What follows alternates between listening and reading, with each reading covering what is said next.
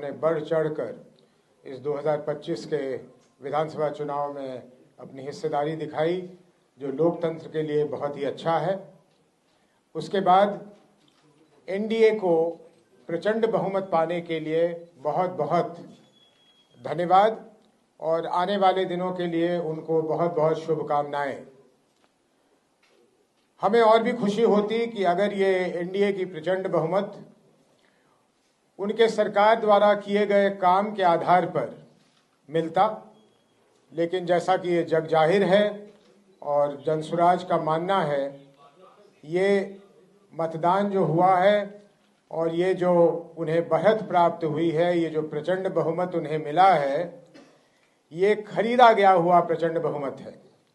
पहली बारी देश में, हालांकि छोटे छोटे ऐसे प्रयास होते रहे हैं, लेकिन पहली बारी मेरा मानना है, हम लोग सबका मानना है और अधिकांश बिहार के लोगों का मानना है, बाहर के लोगों का मानना है, आप तमाम अखबार के अगर एडिटोरियल्स पढ़िए तो आपको पता लगेगा कि 21 जून के बाद इस सरकार ने चुनाव के होते होते तक करीब करीब 40,000 करोड़ रुपए, ये आंकड़ा याद रखिएगा और एनडीए वालों से पूछिएगा, 40,000 करोड़ रुपए खर्च करके ये बहुमत प्राप्त किया है। ये हमारी मांग है कि एक साफ सुथरी सरकार बने जिसमें भ्रष्ट और दागी मंत्री की जगह न मिले।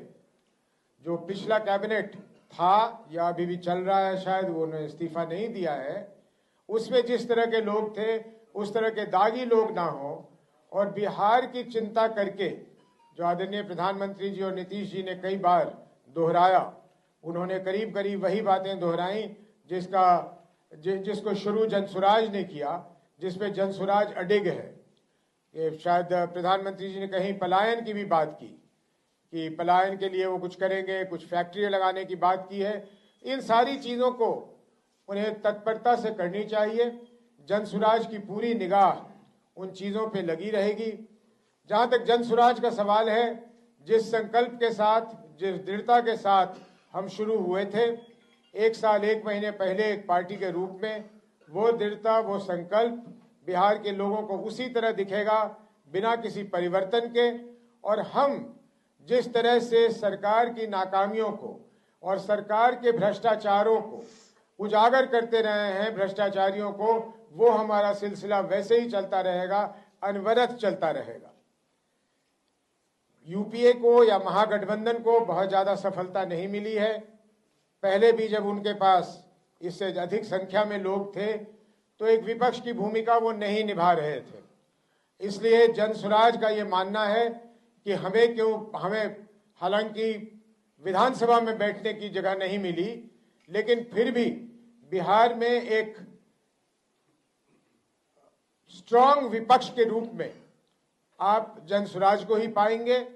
सरकार के हर कदम को बड़े बारीकी से हम लोग देखेंगे, उसका विश्लेषण करेंगे, बिहार के लिए, बिहार की जनता के लिए उसके क्या लाभ हैं या क्या नुकसान है, उसको हम उजागर करते रहेंगे। देखिए, ऐसा है कि जनसुराज को निराशा है, हम हताश नहीं हैं, हमें वोट नहीं मिले, तो हमारा ये पूछना है अपने आप से भी कि भाई हमारे वोट कहाँ चले गए। तो वोट यहाँ चले गए कि राजद के न आने के डर से हमारे जो वोट थे वो पिछले आखिरी के 2-3 दिनों में एनडीए की तरफ चले गए और इस कारण हमारे वोट हर जगह पे आपको बहुत ही कम दिखेंगे। हम खुद आश्चर्यचकित हैं कि आखिर ये वोट हमारे गए कहाँ।